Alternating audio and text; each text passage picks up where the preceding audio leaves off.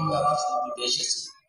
প্রিয় ভাইয়েরা, রাজনীতিতে এসে আমরা ক্ষমতায় না গিয়েও আমরা মানুষের পাশে থেকেছি।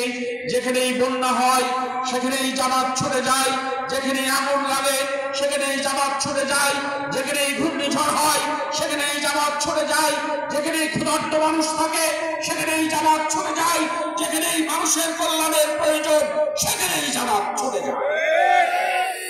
এই ছোটা আমাদের অব্যাহত থাকবে ইনশাআল্লাহ।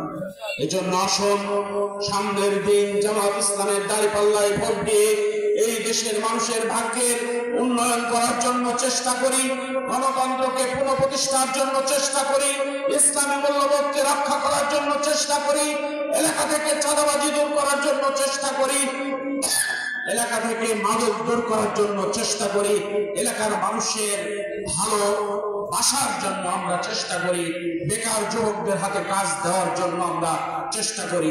আল্লাহ তাআলা আমাদের সবাইকে কবুল করুন, আমিন।